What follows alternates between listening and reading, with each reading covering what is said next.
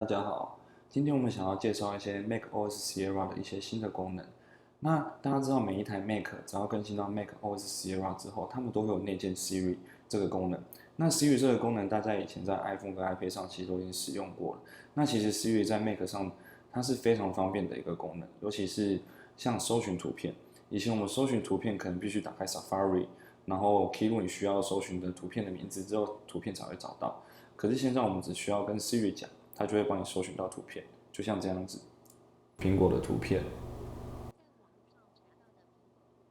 它这样就会非常快速的找到苹果的图片。那这时候你可以针对它搜寻的结果，去找一张你想要使用的照片，然后把它拖移到桌面之后，它就可以马上立即的使用。那大家可以看到这张图片，其实它的白边是比较多的。那以前我们可能想要做去背，那去背的话，我们以前可能会开启很多比较专业的修图软体，例如说像 Photoshop。可是其实大家不知道，其实我们内建的一些软体就可以做使用的，像 Keynote。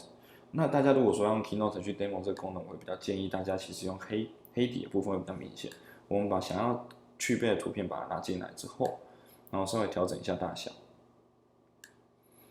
然后按影像这边，它会有一个立即阿法，然后我们针对要去的部分稍微调整一下，然后按完成，这样其实它就已经去背完成了。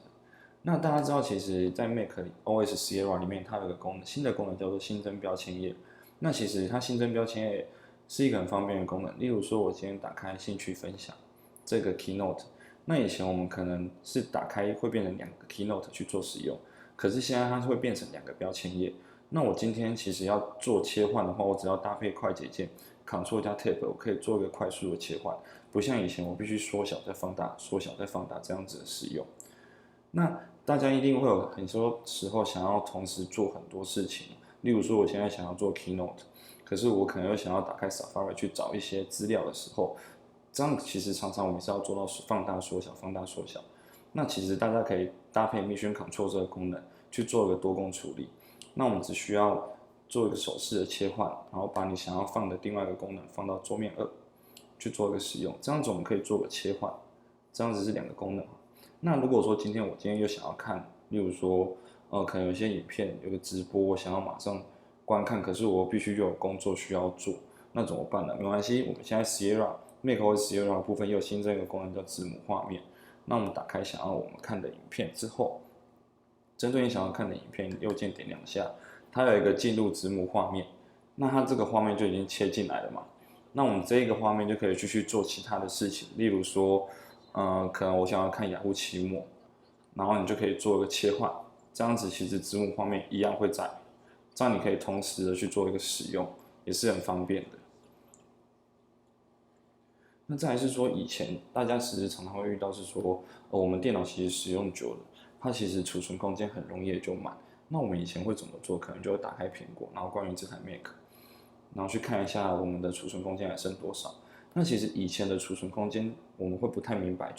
不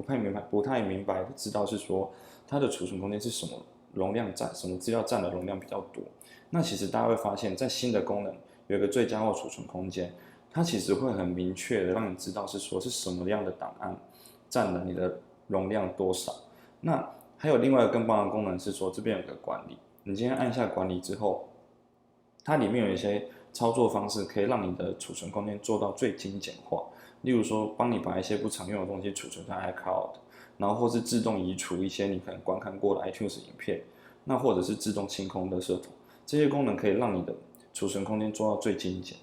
那最后是 Photos 照片的部分。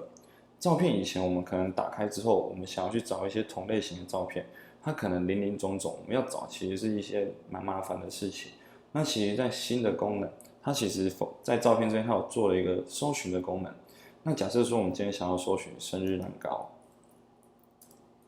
那它这边就会有个类别。那你点下去，其实生日蛋糕总共12张，它其实就全部跑出来，这样是非常方便的。那假设说你今天想要针对这些照片，刚好我生日蛋糕我想做个阅历，那我直接把它全选起来，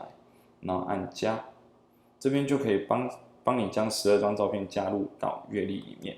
那你把它选择阅历之后，因为我们要设计是明年的阅历，就选2017，然后按继续，然后选择一个你喜欢的版型，它就会帮你制作出来一个2017年的阅历，然后是针对你喜欢的照片，就像这样子。OK，谢谢大家。